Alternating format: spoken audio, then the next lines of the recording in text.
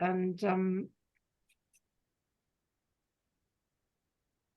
so in a moment, I'll just ask you if you'd like to just introduce yourself and if you're with a particular organisation or how you're connected to food in some way. But just to say as an introduction, we kind of picked up a little bit. We looked back at some of the comments from the last meeting, and we thought we'd pick up on the idea of a directory. And in conversation with Wendy, I was saying that I was sometimes confused by the different types of food banks, larders, fridges, as I'm no expert on the food situation, and that maybe it'd be useful to have that clarified, like what are the differences, if any, between these different food projects in Dorset. So that will be one aspect of the presentation. And then John will also share more about networking possibilities and the work that at Help and Kindness have already done in Dorset. And then, of course, we'll be open for comments, questions, conversation, contributions. So could I just ask each person to say very, very briefly, just to give your name, which part of Dorset you're in, if you're in Dorset, and if you're linked to a particular food organisation or maybe what your interest is. If we could be quite brief, and I'll just go around my screen. So Davy, you were first in this evening. Would you like to just, oh, you're muted at the moment. Hi. You're on mute.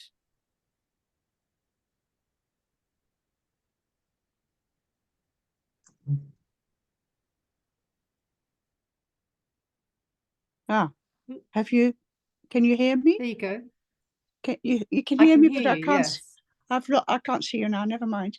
Yeah, I'm from Bridport, and I just thought I'd join you tonight to see what goes on. I regularly go to the Bridport Community Fridge, and that's all really. Wonderful. Okay. Thank you very much, Davy. Thank you for coming along. Okay. You're welcome. And then, yeah, Wendy. Hi, yeah, I'm Wendy Allwood. Oh, am I muted? Yeah. I work for Help and Kindness, and at the moment I'm doing a lot of work around food security and food insecurity spaces, I suppose, and I'm based in Dorchester. Thank you. Peter Wilson. I'm in Bridport as well, and I've got two hats on really. I help run the Bridport Local Food Group, and the main outlet for that is the Bridport Food Festival. And also I'm help run the Bridport Community Fridge, and an off reach of that, which has become known as the Glut Store, which takes in lots of local produce from gardens, allotments, etc. I'm sure we'll hear more later, but yes, that's me. Excellent, thank you. It might be a busy time for you right now with the crops. Very much so. Yeah. Thank you. Yeah. Sue Belgrave, yeah. Hi. So this is my second appearance at this gathering. So I'm relatively new to Dorset. We live in the Piddle Valley. We're hosting Writers in Exile and discovering that an interesting theme in terms of them staying with us is they're finding that delight in being able to cook food from home while they're staying with us. I'm also interested in trying to use food as a way to having conversations about sustainability in the Piddle Valley. So that's me. Great. Thank you. Wonderful. John Sloper, do you introduce yourself?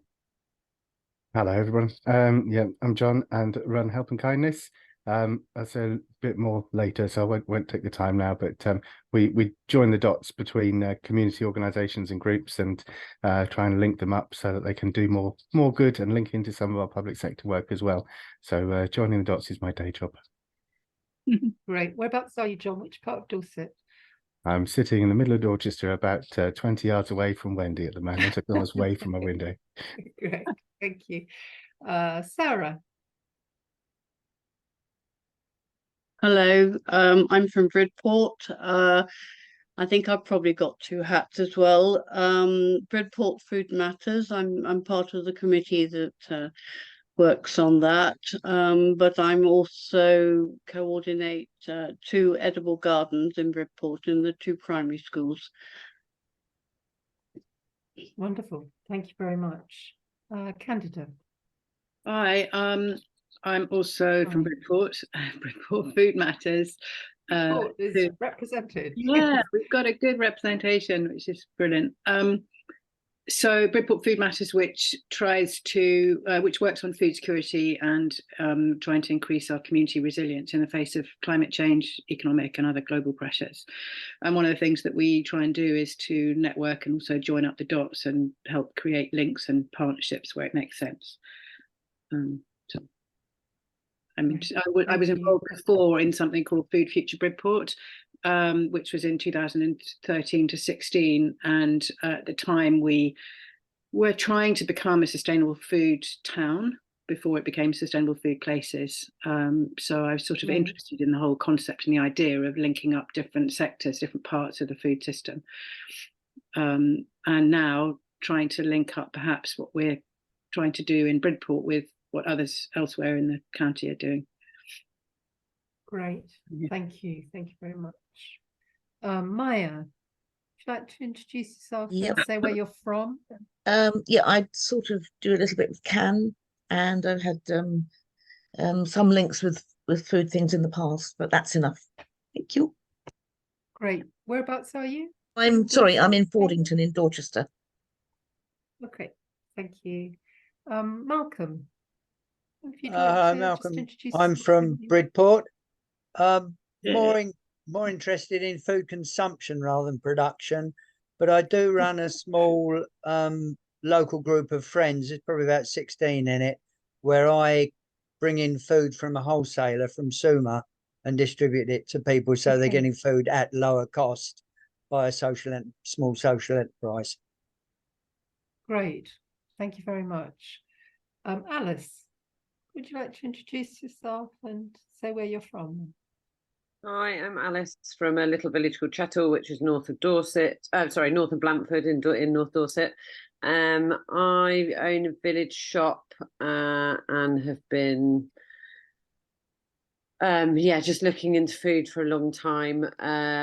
There's 60 acres of farmland that I've now attached to the village shop, and we're going to start growing veg. We've got the polytunnels up, and I'm attempting to do a closed loop chicken system, and then eventually I'd like to have a calf-at-foot micro dairy. So yeah, food system and challenges very much at the forefront of what I think about on a daily basis. And I did try and hook up with the Blandford Food Bank at one point, but was told that they don't take fresh produce. And yeah, so just interested in that kind of food poverty, trying to keep food affordable, which is virtually impossible when you run a village shop, because all of the people that supply you, all of the big suppliers are owned by the supermarkets. So Booker's, etc., owned by the supermarket, won't deliver, never have any stock on, price mark everything. It's virtually impossible to make money. We turn over £500,000 a year and our profit margin is about 4%. So there's very little room for error. And that's with the shop paying no rent at the moment. So many challenges in food world. Thank you. That's going to be really helpful to have your knowledge on board. Thank you for coming along.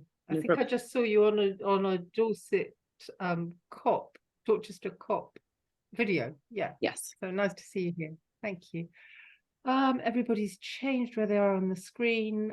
Nick, is Nick Jackman there? Would you like to introduce yourself? Perhaps you're not. We'll wait to see if that changes. Okay, let's move on to Richard. Richard Toft, could you introduce yourself and just say whereabouts you are? And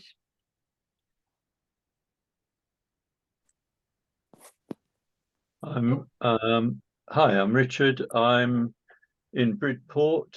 I've got 5 acres of land, and I'm hosting the Forest school children, and I'm thinking about how we might complement their activities with food growing and awareness of food issues. great.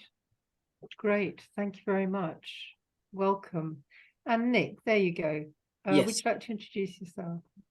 I'm Nick. I'm from Sherborne. I volunteer with Sherborne Food Bank, and I'm also part of Somerset Quaker Climate Emergency Group.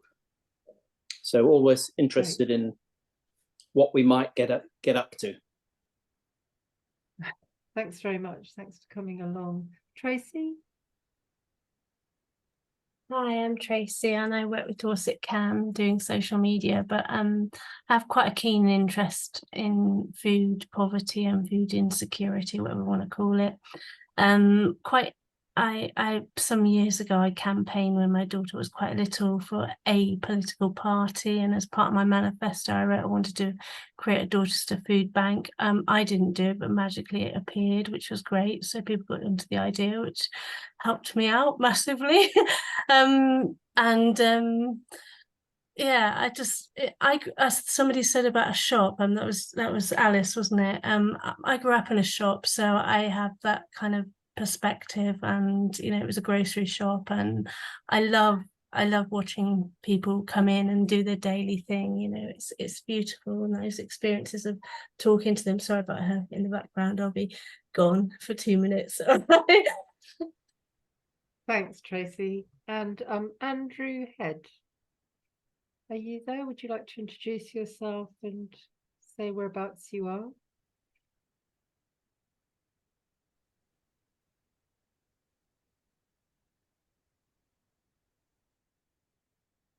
Hello. Oh.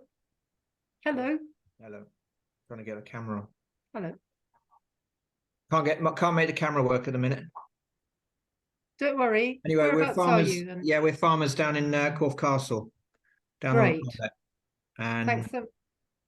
yeah, we're actually sort of heading towards the end of our farming here, but still hoping to be involved in sort of the local food network, and we've got quite a lot of experience here. We're organic farmers. We've been doing beef locally, lamb, chickens, eggs. Yeah.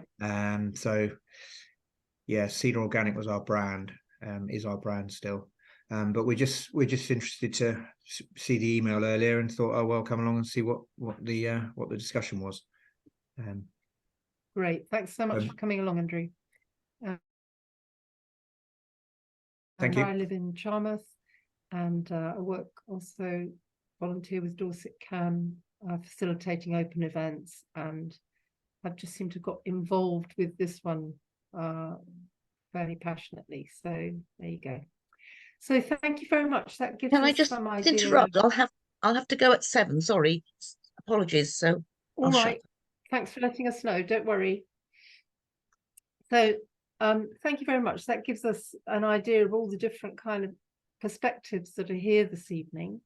And I'm going to pass over.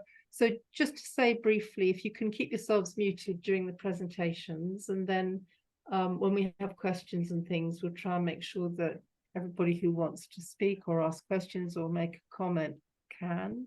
And although we may have different views at different times, it's one of the sort of ethics of Dorset Cam that we're respectful in our differences, and that we're working to find common ground and move forward together.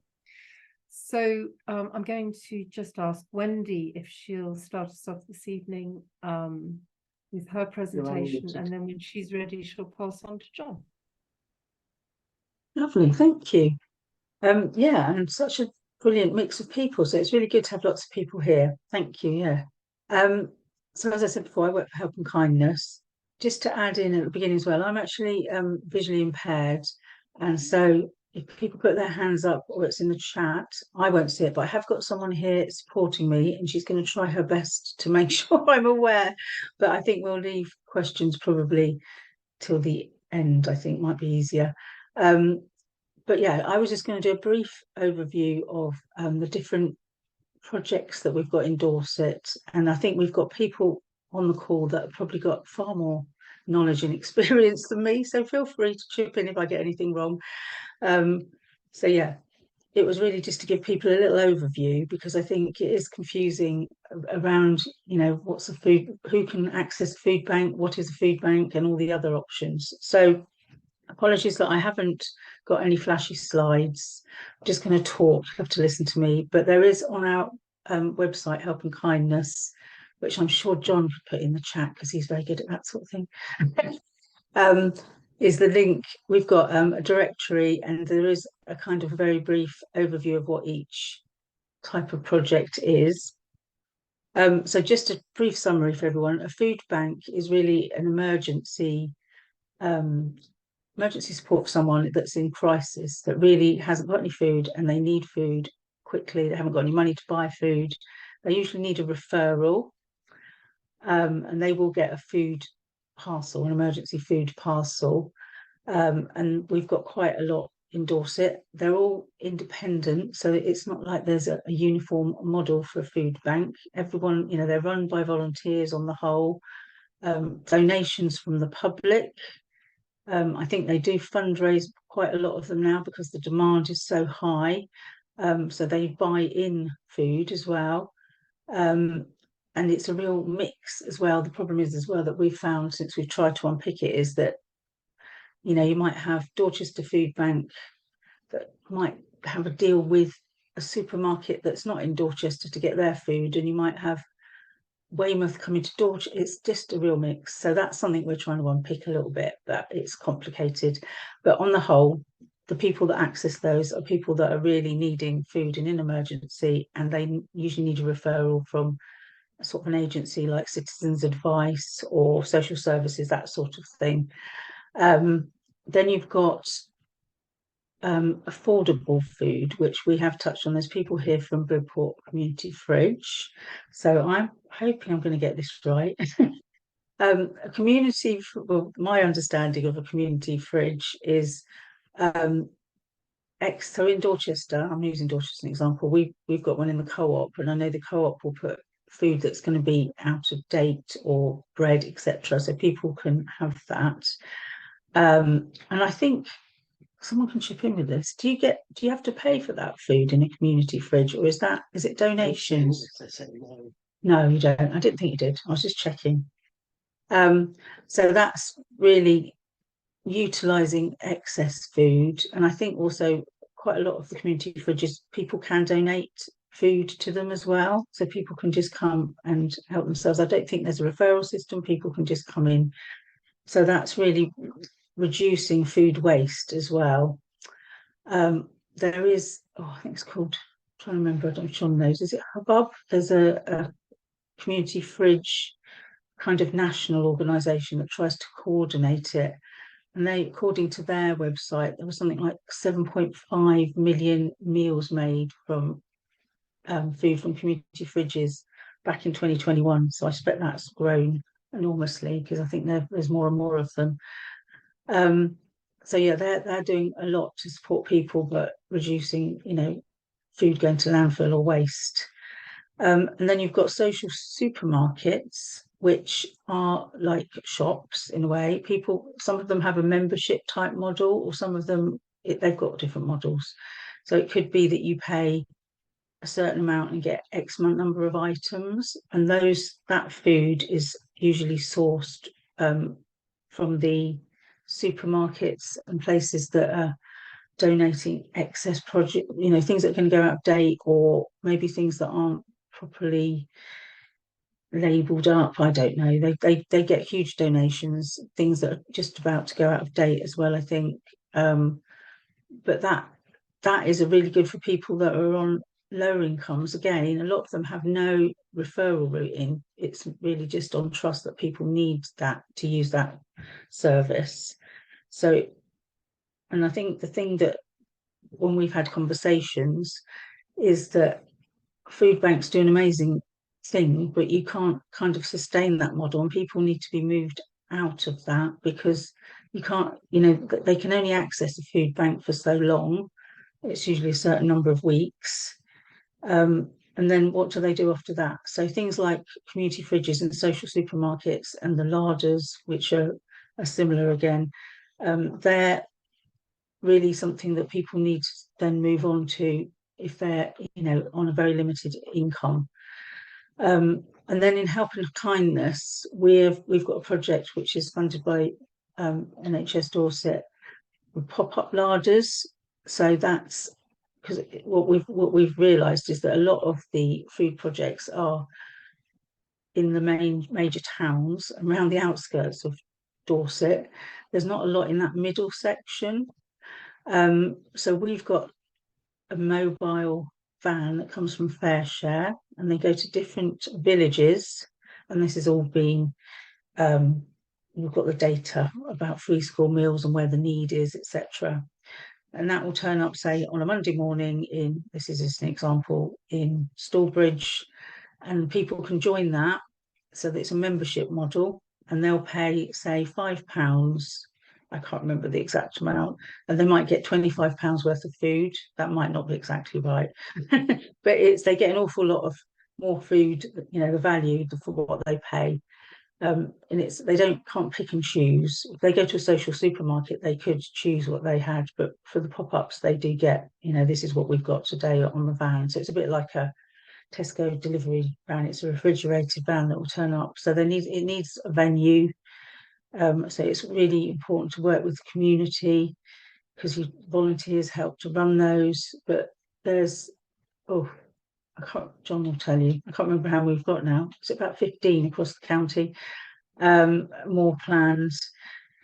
And an awful lot of people have signed up. There's lots of demand for that, a huge amount of demand.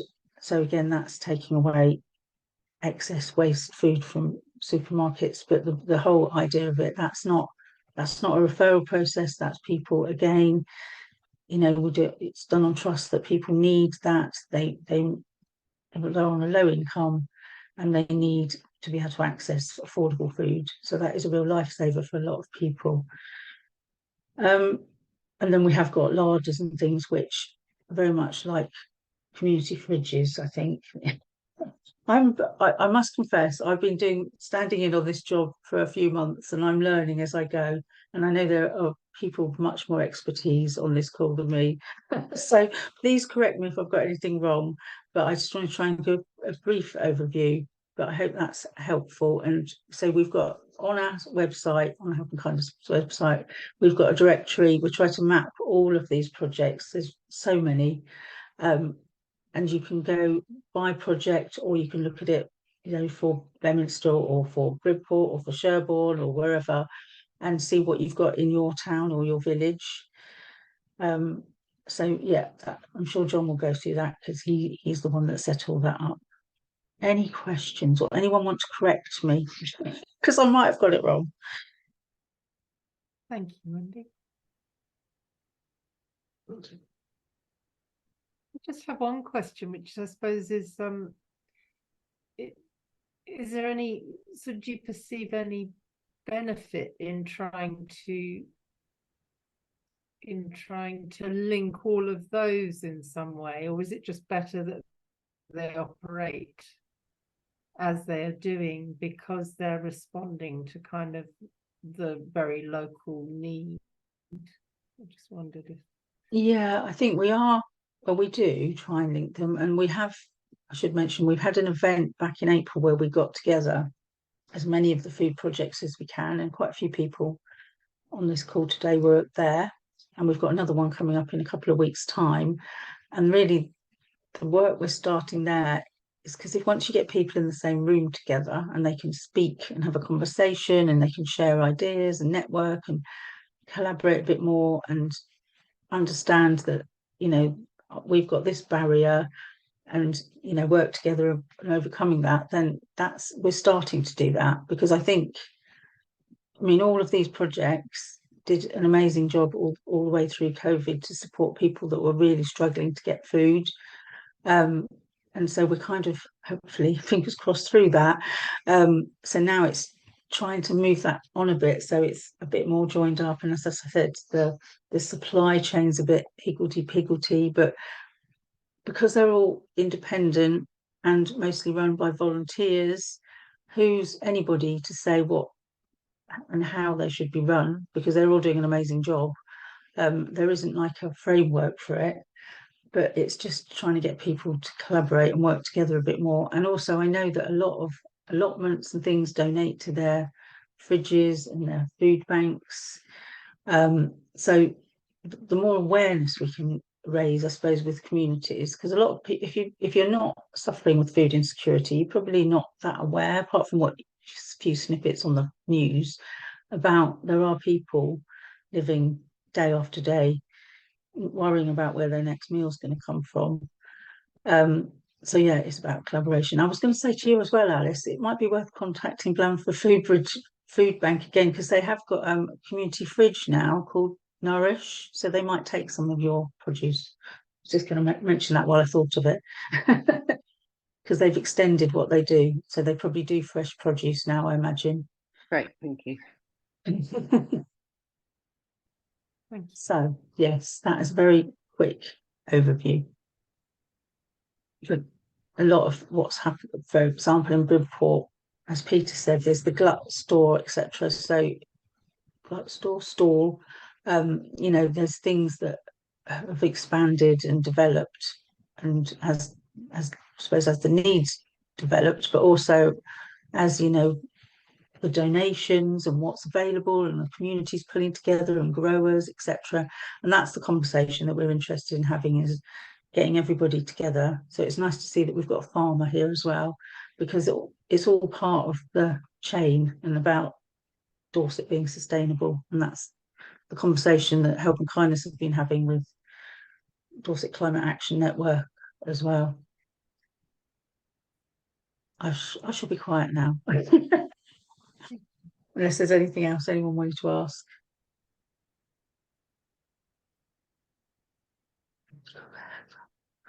Okay, so can we move across to John? John, would you like to pick up from there? And Yeah, sure. Thank you. Well done, Wendy. That I think was a really good overview.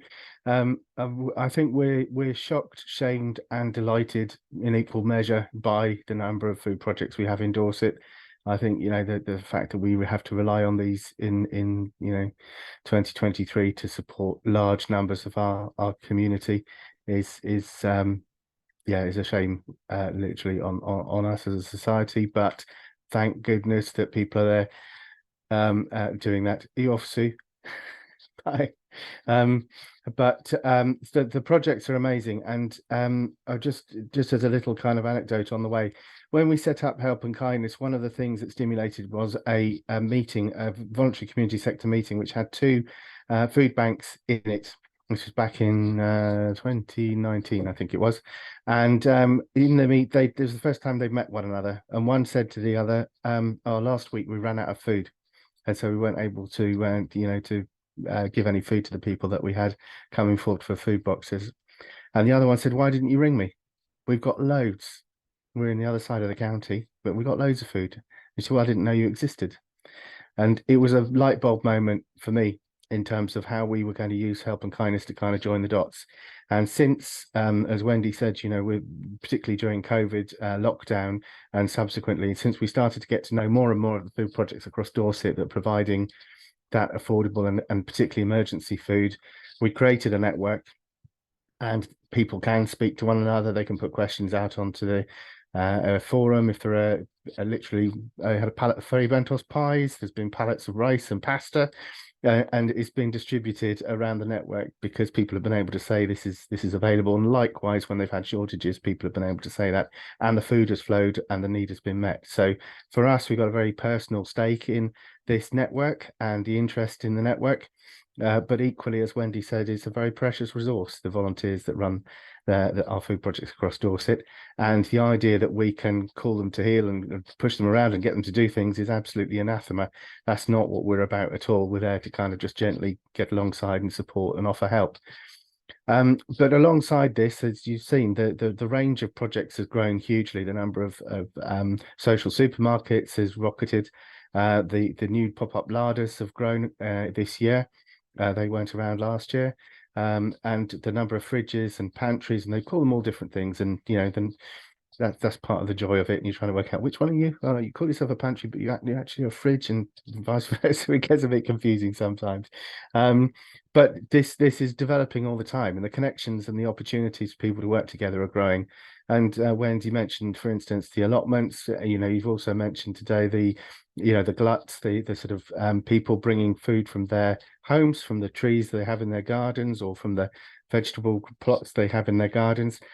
There's a real dynamism at the moment in terms of people wanting to be more included and share in the conversation and the work around food and food distribution, food preparation, learning the skills for cooking, having the kind of social experience of sharing food together, having community meals and so on. And so what we've done with Help and Kindness, and this is the sort of preamble to thinking about this as a directory, is to look at all these different elements of this food web. Candida and others from the from Bridport Food Matters will know this intimately, but the idea that we can do this at a county scale to try and introduce people to one another is really, I think, at a tipping point at this stage here.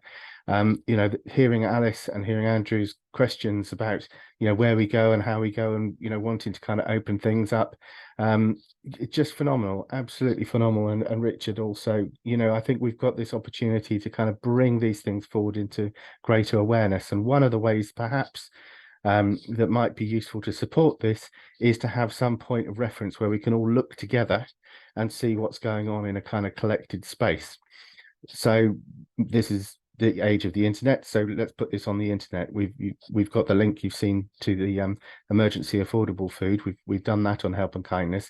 We also have lots of other groups and so on which are in our general kind of directory, small growing groups, ecotherapy groups that grow food, and as part of a kind of as part of mental health projects and so on, a whole range of school projects and community farms like Tumbledown, and projects like Future Roots and so on. So that we know that there's this absolutely vibrant and diverse network of people doing things, but the critical factor often is that voluntary groups don't have the capacity, because time is precious, to necessarily take the step out to do the networking bit. And so to go out and to be connected into all these things is actually an overhead that it just doesn't have any capacity within the groups, unless you're very lucky. So for us, the opportunity there is to do that hard work, if you want, in terms of doing the connecting bit, and go out and meet the groups and go and speak to people and make the phone calls and do the connecting bit, and to kind of be that bridge, literally that kind of joining the dots. And Candida's work and colleagues is exactly the same in the in a town context and beyond, obviously. So this is a chance, I think, for us to kind of bring people into view and have a look at the diversity of what's on offer. So one of the things that we've been looking at, and it's something that's been developing over the last, I suppose, 18 months, 2 years, maybe now, is how we structure that and how we can make that useful to people. As I say, we've got lots of information starting to develop in our directory that we have in Help and Kindness. We've got about 11,500 records of community activities, groups, services, support you could get in Dorset. And that's just the tip of the iceberg, frankly. But we've got a lot of this stuff already there. So can we bring that together? Is that going to be useful? Genuinely open question to the group here, and asking that of others as well. Can we do that? And how would we do that?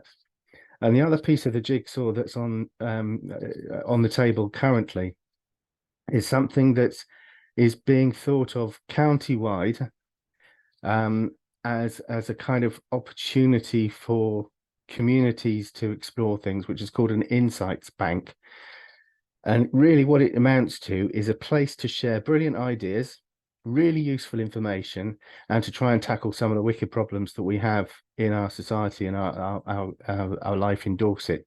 So the idea is that people can contribute brilliant ideas, case studies, experiences, things that work, things that haven't, things that you're thinking, I wonder if, has somebody done this already? Or I could go and have a look and see if there's anything interesting going on in my area that somebody's posted, or an idea that's being developed, or a request for help.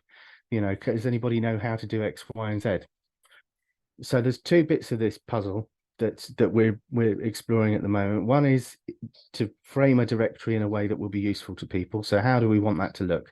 you know, how do we want to cut up that information? You know, should it be about the kind of fork to fork, fork to plate journey? Should we do it that way and say, well, here's all the producers, the processors, the retailers, the people that kind of prepare and serve food to us, the kind of food businesses, the cafes and so on, and then the people that do things like cookery skills workshops and so on? Or should we cut it another way? I don't know. Just genuinely, those are kind of the questions we're asking at the moment. What's a good way to do this? And then the other piece of the jigsaw is this one where we say, how can we bring these bright ideas to light? We're hopefully going to have some in our Feeding Dorset event in a couple of weeks' time. There are still places if you want to come along too. So you can write to Wendy afterwards if you have time to come on the 11th of October. But this is really where we're at, this kind of pivot point where we could potentially have this blend of those that are doing things and bring them to the surface and bring them to people's awareness. And also that opportunity space. This is what we might want to do. This is where we might want to get to. There's a thing going on over here, but it needs a bit of help from 2 or 3 other people. You know, could we start to explore that and share that within the context of a food network? And that's the kind of space that we're looking in with this sustainable food and the food partnership concepts that we've been discussing. We're in the last meeting and also in the context of COP recently in Dorchester. So that's where we are. I'm here, you know, to kind of see, does this make any sense? Are we barking up the wrong tree?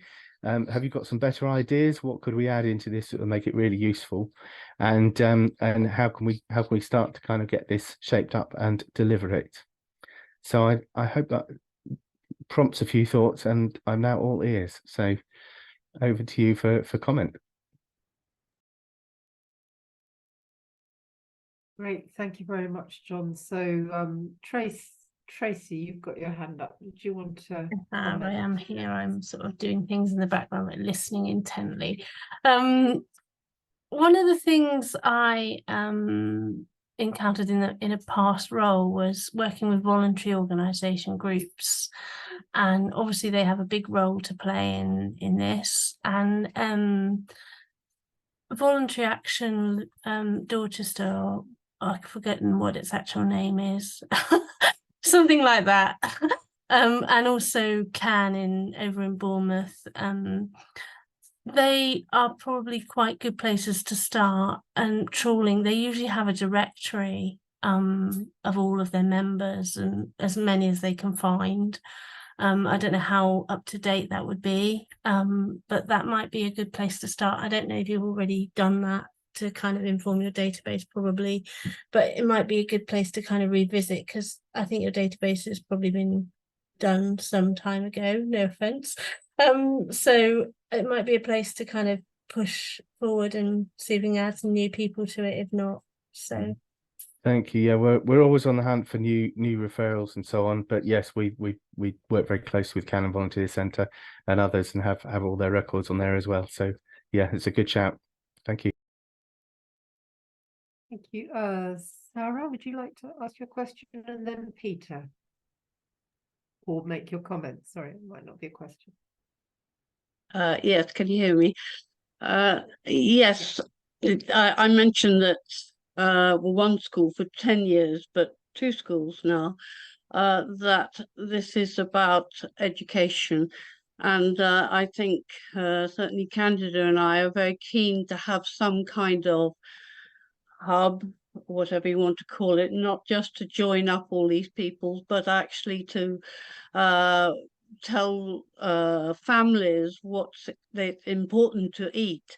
And at the moment, we've just had 2 events in schools, and we've had a lady called Dr. Sue Beckers, who is working for NHS England, helping to devise an 8-week module on teaching children the difference between real foods and ultra processed foods, and that's dear to our hearts.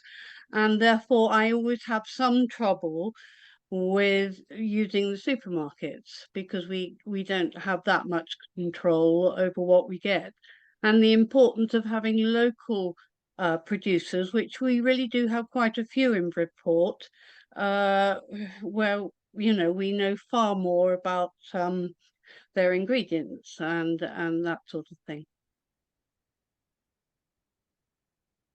Thank you, Sarah. Yeah. Anybody want to comment on that? Or let's just go to Peter and then Candida. Yeah, couple of points. I forget which one of you mentioned it, but about having this some sort of network to if one part of the county's got a glut of something and the other part is in a dearth. And then we very early in the lockdowns, we did get notifications of stuff from the Dorchester Food Bank, which we collected and could distribute in Bridport, and I think vice versa. But we've locally set up a connection with the Beminster Community Fridge, which is relatively new, where they're taking surplus bread because they don't get bread in Beminster, believe it or not. They don't have a bakery. So, but we get quite a lot in the Bridport area. So that's one aspect. But I think if that was more formalized across the county, or at least certain aspects, that would be good to share stuff. The other thing I just wanted, Wendy mentioned about fair share, and I'm really confused with fair share because there's aspects of it, like there's a hub in Lyme Regis. I don't think anyone's here from Lyme Regis today, but a community food store come cafe, and they get most, if not all, of their food from fair share, but it's brought all the way from Southampton in a truck, and they buy it. They're not given it, and they have to buy it and then sell it on through their community outlets, which is in the centre of Lyme Regis. But also on the other side of the coin, supposedly Waitrose have an app which is run by Fair Share, although I believe it's been changed slightly to Foodidverse or whatever they call it now, where we get notified, although it doesn't work, when food's available for us to collect for the community fridge and the like. So if Help and Kindness or someone can throw any more light on how Fair Share, do they have a contact with it to simplify how these things operate? I don't know, because each supermarket seems to have its own thing. None of them work, quite honestly. I mean, Co-op have got a thing they introduced called Caboodle. Lidl are a waste of time. So it's a strange setup, how they supposedly let people know. I mean, we on our level, we just get on with it basically. But you know, if you have any guidance or what around these sort of so-called things, you know, groups or whatever that supposedly are supposed to help us, but quite frankly don't, then I'd welcome your thoughts or comments. Yeah, thanks, Peter. You raised some really important questions there. The market, quote unquote, interface is really difficult in this piece of work. Fair Share have two channels for distributing their food. One is the one that you just described, which is they provide a paid contract service to affordable food projects. And then they have another one, which is the one that we're using with the larders. Both are in operation in Dorset in parallel, and you know there's some advantages clearly in both models. It depends which way the system works.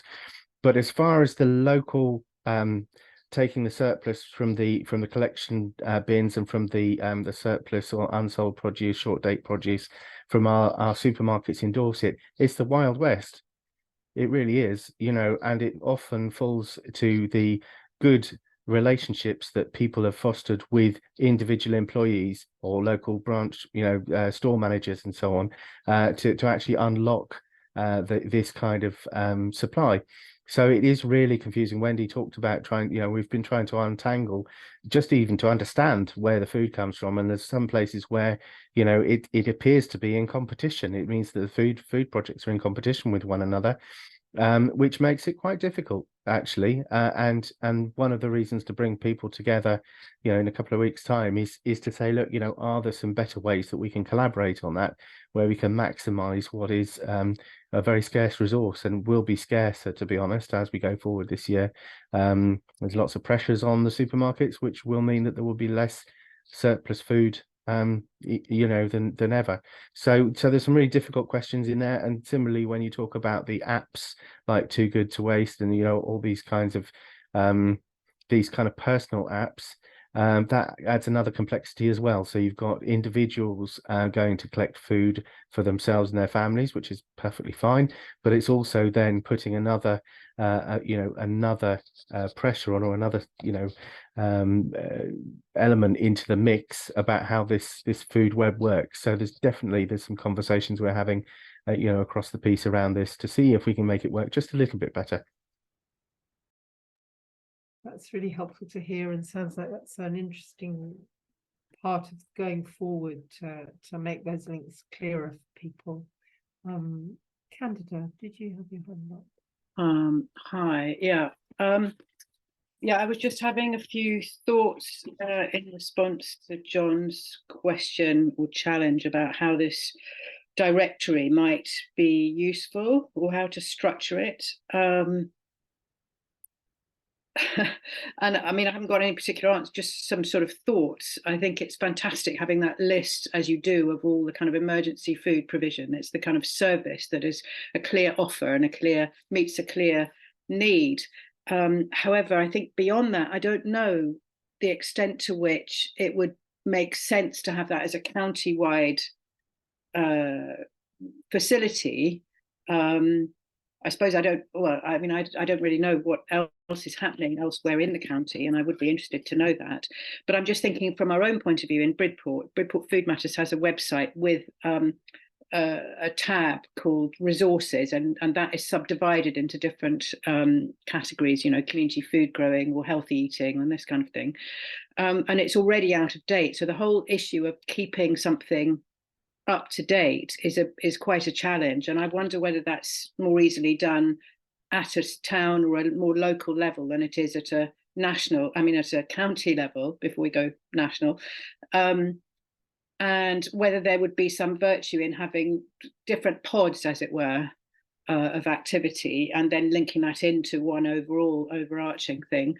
Although, having said that, with the conversation that we've been beginning to have about the possibility of going for a sustainable food place as part of that national network, maybe it would make sense to categorize things to fit in with their 6 core aims. But if I'm thinking back again so that's to do with procurement, or that's to do with things like publicizing, promoting healthy eating, or I don't know, making food more accessible. So perhaps you categorize it in those ways. That might make sense to explore. But I think I suppose I just wanted to say, for example, we link within the Food Matters website, and I'm sure we haven't got it right, and I'd welcome feedback on it, but we don't list all the producers, for example. That would be and all the local farmers. We put a link on a particular page about retailers and producers to the Bridport local food group, because they are the ones that are more involved with that side of things, if you like. So we try not to, all I'm trying to say is that we don't want to repeat all the information. We just need to be clear who's putting which information where and how we're going to maintain it, I think, was the main point.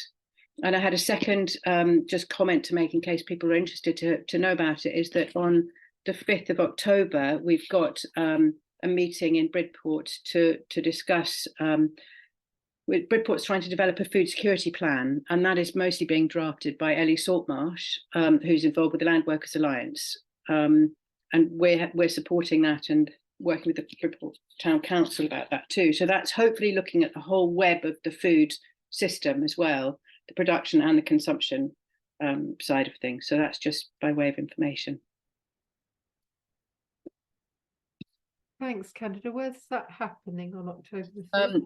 That's happening at 7 o'clock at the WI building, which is in Barrack Street. Is that right, Sarah, Peter? WI Hall, and you don't have to book. I wonder where we've got something about it in our newsletter. The WI Hall is on North Street in Bridport. North Street, sorry, thank you. Yes, which is very central, and there's good parking. You can just turn up and they're presenting the draft of the plan. So it's an opportunity for people to feed in and say, but what about the community side of it? What about the demand side of it? What about distribution? How could we link? One of the things we'll be looking at is the whole idea, and this is where I think it is great to think of county-wide collaborations and work around concrete projects and concrete initiatives, personally, would be about a Dorset diet. So how can we try to move towards a situation whereby we can source, I don't know, 80% of our food from within 20-30 mile radius, or within the county, or the county plus its surrounding area. And that's where we'd need to really work together to look at, you know, what are the farmers doing, like Chettle, what are other farmers who are sympathetic to providing food for their local community and not sending it around the country or around the world. And by the Great, way, it thank you. I starts at just, 7 o'clock, that meeting. Thanks very much. John, did you want to respond to any of Candida's points there? Yeah, I completely agree about not reinventing the wheel and going to the closest point in the system in order to kind of maintain things. The challenge of keeping any directory up to date is something that we tackled very early on with what we do at Help and Kindness, and yeah, it's a key part of our methodology, which makes it kind of a bit unusual from that point of view. But you're right. I suppose the question is the why question. Why are we trying to do this at the end of the day? And the acid test is, if it doesn't have a good answer, we don't do it. So, you know, why would we want to have a directory together? Well, I think there's a couple of things. One is that it's about encouraging people. One is about increasing resilience, and I've started talking about kind of entanglement. You know, how do we get sort of caught up with other people's ideas and other people's projects? Mightn't mean that we do anything with it necessarily, but it could be useful that you get that information and somebody else you bump into would find that useful. So how can we put stuff in the public domain that allows people to kind of get caught by the sort of imagination, get caught by some of the things that they hear about? So there's something about kind of building resilience through having more points of contact, like that sharing thing that I was mentioning earlier. And then the third one also is, if we are going, as Candida says, if we're going to be looking at creating a more county-wide, whether it's a sustainable food place or otherwise, a county-wide network that we can then draw on some of our county-wide anchor organisations like the NHS and our councils, you know, to actually start engaging with some wider policy changes and some procurement changes. We need to be able to produce some sort of idea of what we could provide across the county to meet those needs and to provide a landing place for that as well. So that's that kind of wider kind of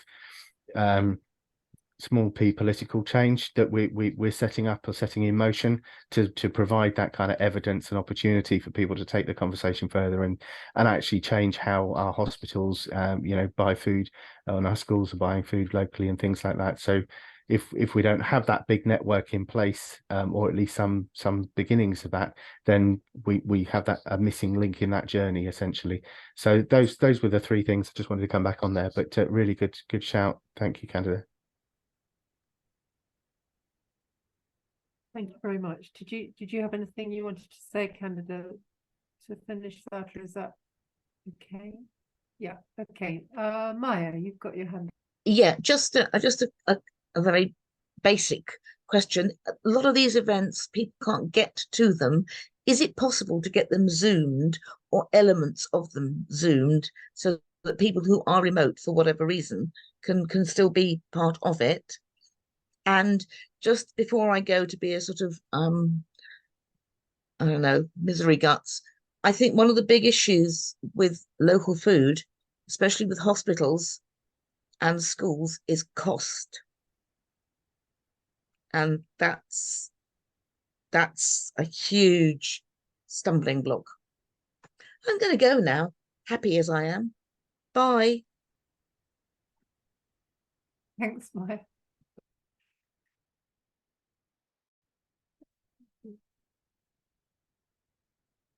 She's gone. I think Maya's final point there, you know, is definitely a real challenge, and I think it is absolutely part of the conversations that are emerging in terms of the council and the NHS. It's one of those things where the value of making those sorts of decisions actually has ripple effects that are really positive in terms of well-being, in terms of sustainability, in terms of quality of life, of viability of businesses in Dorset, diversification, economic growth and things like that, all of which are now much more widely appreciated as drivers for health and well-being as much as prescribing pills. So there is a question there about, you know, how we understand the value of investing in communities and community resources and things like the legislation around kind of social capital as a part of a decision-making process. Can you afford, you know, can you buy stuff locally? Yes, you should be doing that first. Those sorts of questions I think we can support and at least have genuinely useful conversations based on fact rather than, you know, people presuming that it's always out of reach, because I don't think it necessarily always would be. Say would, not is. Alice. I mean, the point about local food not being affordable is a massive web. When you start digging into it, especially when you look at subsidies that go for you know, hidden government subsidies that we don't really know about, to do with transport, to bring in food from other places. I mean, I thought it was really good points from Candida and Sarah about, you know, local food, and just that it's ultra processed is not the way to go. If the NHS and the schools want to do the right thing by the people that are in hospital beds or the people that are growing up, they need to be feeding them real food, not ultra processed food that ultimately will just put them back in that hospital or lead them to a life of not understanding the real value of what they put in their mouth and what they consume. Anyway, rant over on that side. This has been interesting for me. I think after approaching Blandford Food Bank in 2020, I came away a bit kind of disheartened by the whole thing.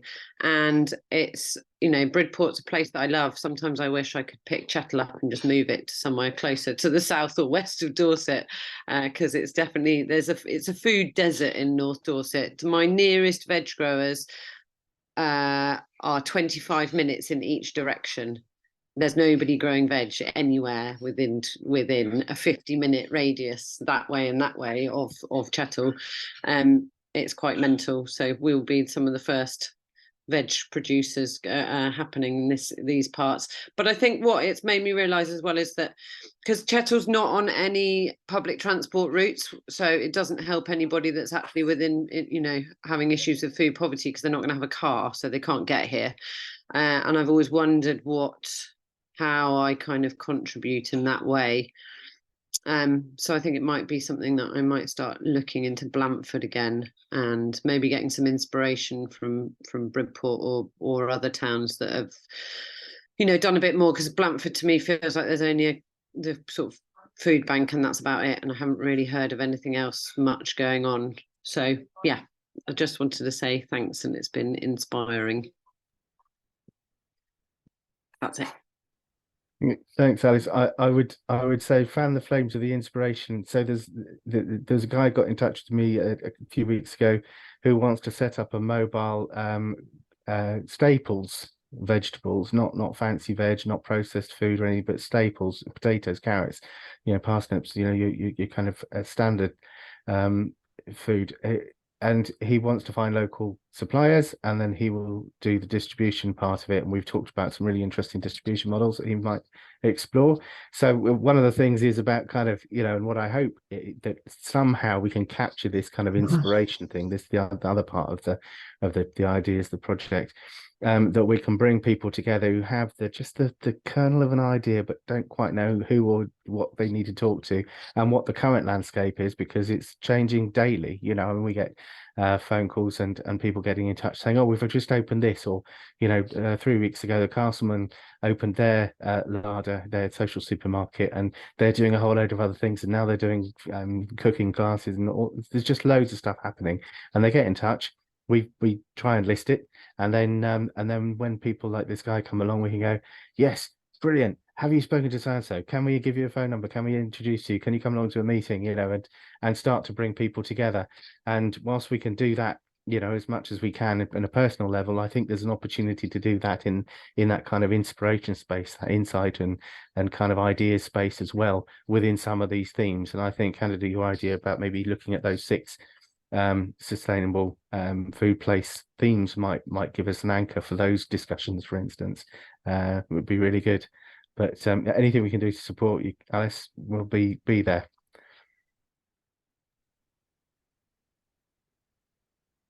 Yeah, Canada.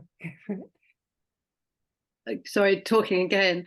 I just wanted to mention something. It reminded me of something that happened years ago in Bridport, which was really great, and it just might be an idea for other people to think about if it resonates.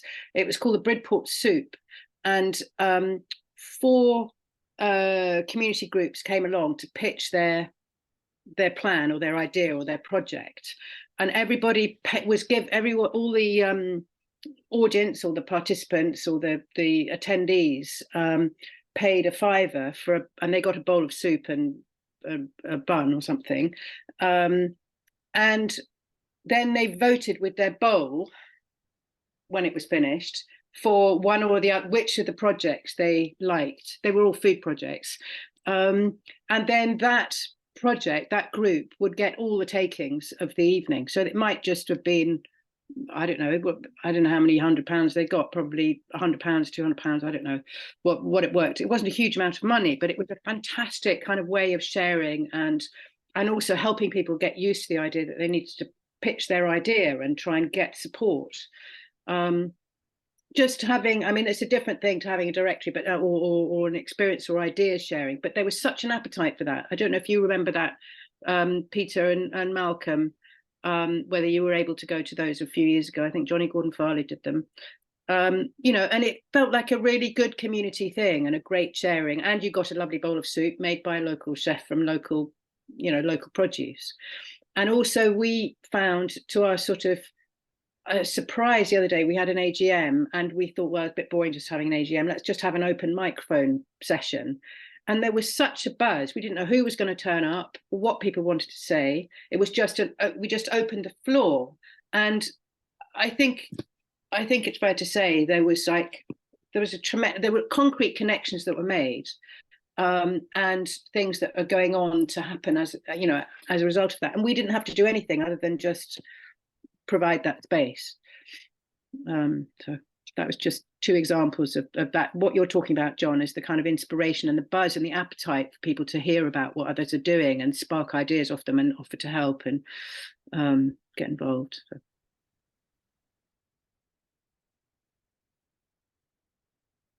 Thank you. I love the soup idea. The idea of voting with the bowl. That sounds fantastic. I was just thinking, it's somehow adding to that. So it feels to me as though there's a kind of insight, what were you calling it, John? Insights bank. Kind of already there's a lot of ideas here this evening that would contribute to that kind of, that second idea that you put forward. And I also just wanted to say briefly in terms of the directory idea, it seems to me that what's been spoken about tonight is the sustainable food places, 6 or 7 groupings, but then also the possibility of regional groupings. And what would they be? Would it be north, south, east, west, BCP, or other kind of regional groupings that make more sense? And then also the groupings that you mentioned of producers, retailers, those groupings. And it seems to me that in order to get a directory, one kind of needs to keep that complexity and somehow almost have layers of a map so that people can look from one angle or another to actually understand what's happening and where and how they might need to link into that. And I do think that education that Sarah talked about and that Canada's mentioned also, is not necessarily prevalent. I can't remember if it's prevalent in sustainable food places, it might be, but I think that's a category that absolutely needs to be in there. So that's just, I think, what I wanted to contribute.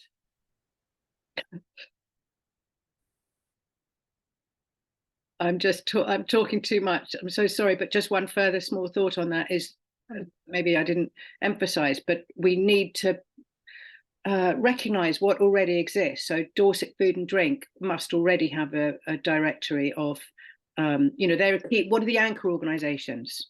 The Melplash Agricultural Society, the local NFU branch that are, when you're thinking of amassing things, that there maybe is a part of that directory which is actually signposting to others who already represent a particular sector or a particular part of the food system. And Yeah, there's something about that, isn't there? Sorry, can I just go for it? yeah, no, I completely agree with you there, Candida. I think there are some networks already, and yours is a very good example. But you're relatively rare, and certainly there are some big gaps geographically across the county. I also think that there's something about the diversity that's represented by some of these networks as well. There are definitely some challenges or some missing voices really from some of the networks that are very strong on that. So I think just kind of seeing what the blend looks like in the different places. So whether it's a geographical, town-based network, or whether it's a kind of a producer network, or an agriculture network, or a horticulture network, or whatever. Yeah, I think there's quite a bit of work to do to dig into that and to understand exactly who has what connections really, and to build those relationships.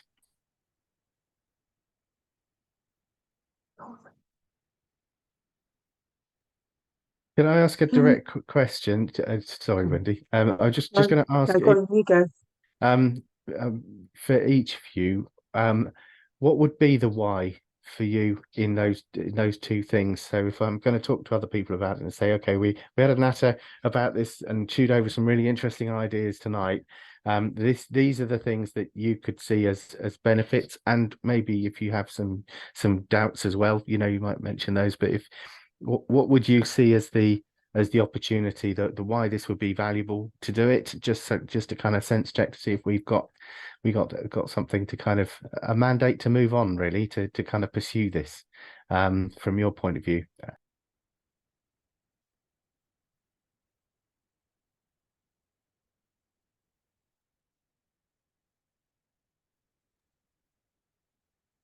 Yeah, I'll put my hand up and down. So from my point of view, as someone who isn't very experienced in knowing about the whole thing, but so I come from a movement perspective, and I see things in terms of staying, position and transition. And it seems to me that we always talk about a lot of the positions, a lot of the different things that are happening. But for me, the point of a directory would be about the transitions, would be about the links between those different things. And those, like you were saying, I think at the beginning, John, those don't get enough attention, in my view, and because no one has the time to do it. So the point would be not so much to make lists of who's doing what, but assume that we already have a lot of those and we can combine them. You actually start being creative and understanding about what the possible links are that are obvious, and also maybe some that haven't been invented yet or thought of, or that could cross-section in a different way. So for me, it's fundamentally about the invisible rather than the visible. It's about the links, not about the organizations themselves. Yeah, that's what I wanted to say. That's would be the why for me. And the second thing, and then I'll be quiet, is I'm very aware of, I've been trying to find out this, I haven't got the name of the organization in France, but I'm sort of very aware that a lot of the time when we talk, it's like, I think we've spoken briefly about sort of crisis management, or, in the face of kind of some kind of disaster, when we might not be able to rely on the internet, for example.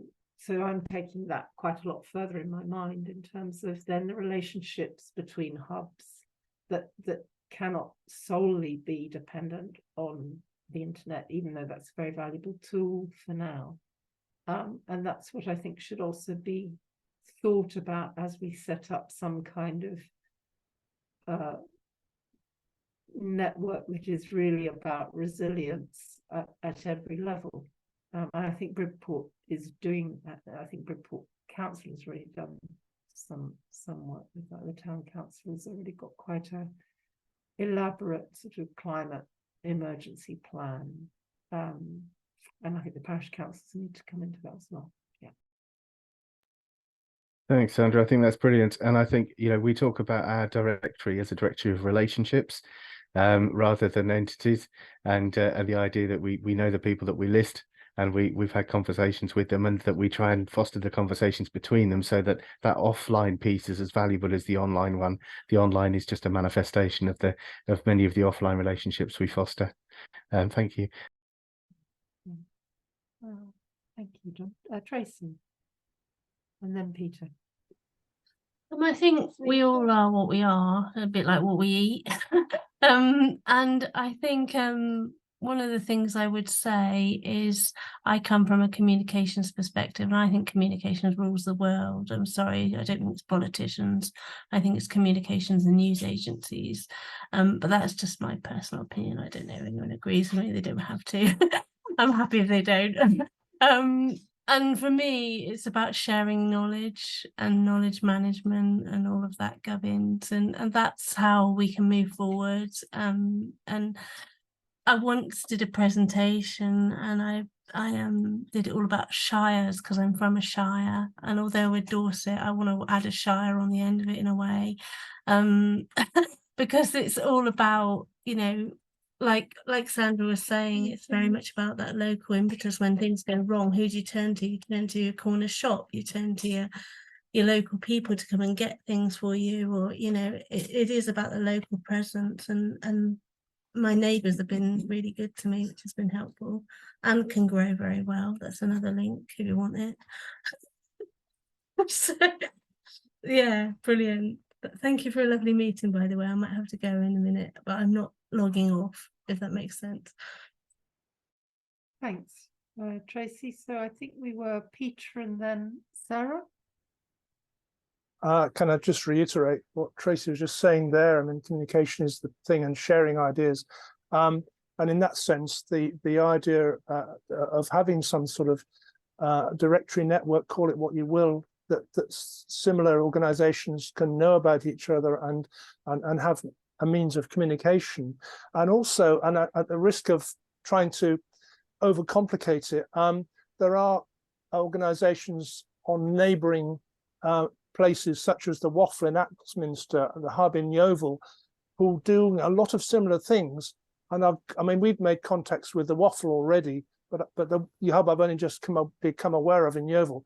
But that it's useful to have some of that almost cross-county contacts, as well as simply within the county. Thank you, Peter. Shall I speak? Yes. I'm absolutely with John's thoughts of the missing people, the missing voices, and that's where Zoom is not going to help us. That we have an organisation called Home in Bridport, and they have always been very keen to work with people who are hard to reach. And we, in Bridport, like many seaside towns, we have we have neighbourhoods which do not join in the rich life you could have in Bridport, and therefore you have to go to them, and you have to build up trust over quite a long time. And we did do something really nice in the holidays. First of all, we've got a chap who's a great communicator, and he has been building up a wonderful community allotment in the Skilling estate. And we held we held an event.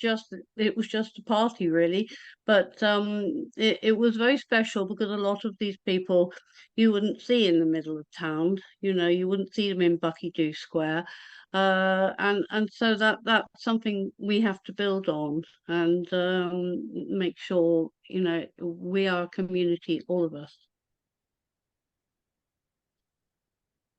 Thank you, Sarah. That's great. Yeah, that's good. Alice, yeah. Yeah, I mean, I agree, Sarah. I think I used to put on lots of things in Chettle and then get annoyed that certain people in the community didn't turn up. And there's a lot of confidence issue barriers for a lot of people, I think. And the best way to break those down is just to invite people to something that's free and fun. Because, you know, I think that's where you're going to get more engagement. And then, like you said, it's about building trust.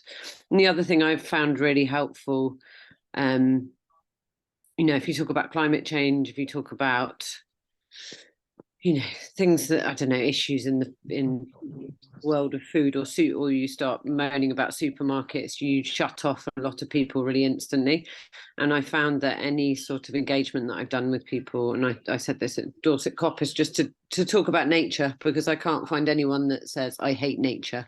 So without making anything political, controversial, or you know, slagging off anyone's choices in life, if you just talk about nature, then it seems to really break down a lot of barriers. So just a comment from me. Yes, thanks very much. Thank you. I mean, I found this really, really helpful, and I appreciate your feedback and your challenges and so on. I think they really have enriched my understanding of what we might be able to do here, and get a sense of the practical possibilities. I like Canada's root this, get it in the ground, you know, talk about the concrete. Let's do practical stuff and focus on practical stuff, as well as being inspired and imaginative and creative.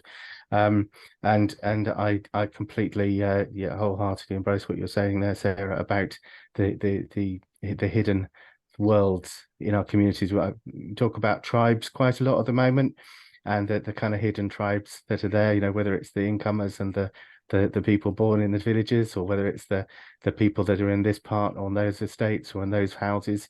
And then there's a lot of fragmentation, and I think that was exacerbated a lot through COVID and lockdown. It kind of made some of those barriers even more difficult to come across. So I think there's a social transformation in some of these things, and what you described, Alice, I think is a really powerful way to kind of break down some of those barriers, and is part of this wider conversation that the kind of journey into food, or food as a journey into something else. You know, it's a transition place. It's a space for people to kind of build relationships and also change lives, I think, very fundamentally. So it's been really exciting, really pleased. Thank you very much for sharing and engaging for this project that we're looking at the moment. And as I said, if you would like to take advantage, if you have time to come and join us, Wendy's put the details of the Feeding Dorset event in the chat, and her email address there as well, if you would like to participate. It would be really lovely to see you there in person if you have time to join us. Indeed. Yeah, that'd be good, because we're going to be it's not just going to be presentations. There's going to be lots of opportunities for like roundtable discussions and networking. So it's not just a sit and listen type event. There's going to be a lot of opportunities to participate. So it'd be good if anyone can. I know it's the most of a day, so it's quite a big chunk of people's time. But if you can come, that'd be brilliant. It's near Blandford. Trying to get it in the middle. Yes, it's always an issue, isn't it? Thank you very much. Thank you, John, and thank you, Wendy, for the presentations, and thanks to everybody for different thoughts and comments and contributions. And like before, we'll go through the recording and go through the notes and try and keep a record of what's happening in these conversations, and build on what's happened tonight. So if you have any ideas that you'd like to bring forward for the next meeting, which is November the 29th on Zoom, so that will be after the